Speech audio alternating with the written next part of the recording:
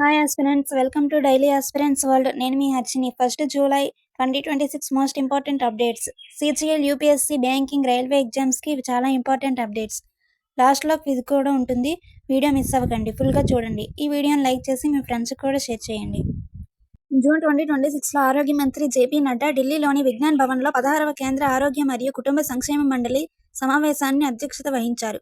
ఈ సమావేశంలో సమగ్ర శిశు బాల ఆరోగ్య కార్యక్రమం, అనిమియా ముక్త్ భారత్ మార్గదర్శకాలు, సుమన్ రోడ్ మ్యాప్ 2030 వంటి ప్రధాన ఆరోగ్య కార్యక్రమాలు ప్రారంభించబడ్డాయి.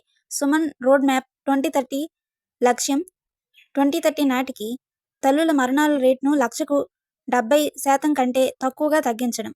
జూన్ 29, 2026న 20వ గణాంక దినోత్సవం సందర్భంగా గణాంకాలు మరియు కార్యక్రమ అమలు మంత్రిత్వ శాఖ స్థిరమైన అభివృద్ధి లక్ష్యాలపై పలు ప్రచురణలు విడుదల చేసింది. ఈ నివేదికలు భారతదేశం సామాజిక, ఆర్థిక, పర్యావరణ సూచికల్లో సాధించిన పురోగతిని జాతీయ సూచిక వ్యవస్థ ఆధారంగా చూపిస్తున్నాయి. ఎస్డీజీ ఎన్ఐఎఫ్ 2026 నివేదికలో 17 ఎస్డీజీకు సంబంధించిన 277 జాతీయ సూచికల తాజా డేటా సమాహారం ఉంది. జూన్ 28, 2026న గాంధీనగర్, గుజరాత్లో కేంద్ర హోం మంత్రిత్వ శాఖ మరియు సహకార మంత్రిత్వ శాఖ ఆధ్వర్యంలో ప్రధాని కుటుంబ సంరక్షణ ట్రాకర్ పైలట్ ప్రాజెక్టును అమిత్ షా ప్రారంభించారు. ఈ కార్యక్రమంలో ఆయన పిల్లలకు పోలియో డ్రాప్స్ ఇచ్చి గర్భిణీ మహిళలకు మరియు తల్లులకు పోషక కిట్లను పంపిణీ చేశారు. పీఎంఎఫ్సిటీ ఒక సమగ్ర డిజిటల్ ప్లాట్ఫామ్. ఇది పిల్లల ఆరోగ్యం, పోషణ, విద్య, సంక్షేమ సేవలను పర్యవేక్షిస్తుంది. ప్రతి పిల్లలకు జనన నమోదు సంఖ్య లేదా ఆయుష్మాన్ భారత్ హెల్త్ అకౌంట్ ఐడితో లింక్ చేసిన యూనిక్ ఐడి కేటాయించబడుతుంది.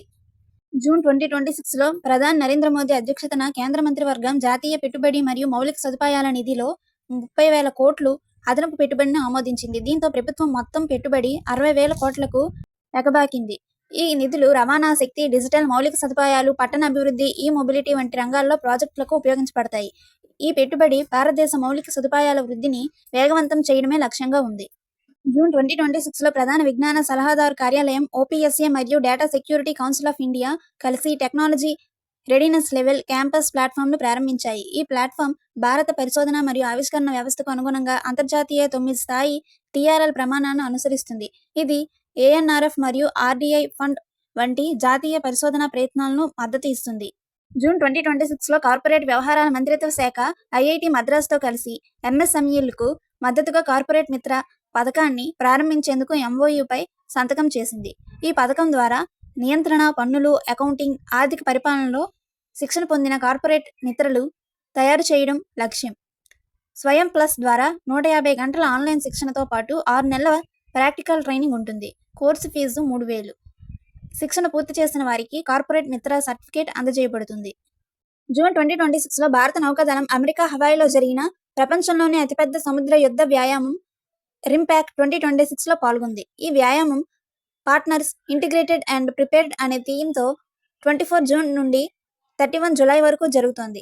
ఇందులో 30కి పైగా యుద్ధ నౌకలు, 5 జలాంతర్గాములు, 206 విమానాలు మరియు 30,000 సిబ్బంది పాల్గొంటారు.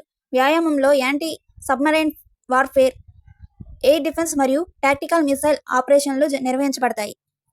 వాణిజ్య మరియు పరిశ్రమల మంత్రి పీయూష్ గోయల్ జూన్ 25 to 27, 2026 మధ్య యునైటెడ్ కింగ్డమ్, యూకేను అధికారికంగా సందర్శించారు. ఈ సందర్శనలో ఆయన యూకే వ్యాపార మరియు వాణిజ్య కార్యదర్శి పీటర్ కైల్తో ద్వైపాక్షిక సమావేశం నిర్వహించారు. భారత్ యూకే సమగ్ర ఆర్థిక మరియు వాణిజ్య ఒప్పందం అమలుకు సంబంధించిన చర్చలు జరిగాయి. పీయూష్ గోయల్కు యూకే ఇండియా అవార్డు 2026లో భారత యూకే సంబంధాల అభివృద్ధికి ప్రత్యేక నాయకత్వ పురస్కారం లభించింది. జూన్ 2026లో పేగ్లోకల్ సంస్థ గూగుల్ పే కార్డ్స్ పేమెంట్స్ను తన అంతర్జాతీయ చెల్లింపు గేట్వేలో ప్రారంభించింది. ఈ సదుపాయం ద్వారా భారత వ్యాపారులు 90కి పైగా దేశాల్లో 1 బిలియన్ కస్టమర్లను చేరుకోగలరు. గూగుల్ పే ఇంటిగ్రేషన్ సురక్షితమైన బయోమెట్రిక్ ధృవీకరణతో కూడిన టెక్నాలజీ లావాదేవీలను అందిస్తుంది. క్విజ్. ఈ క్వశ్చన్స్కి ఆన్సర్స్ని కమెంట్స్లో చెప్పండి. 2 జూలై 2026 మోస్ట్ ఇంపార్టెంట్ అప్డేట్స్ కోసం ఇప్పుడే మన ఛానల్ని లైక్ చేయండి, షేర్ చేయండి, సబ్స్క్రైబ్ చేయండి. Thank you.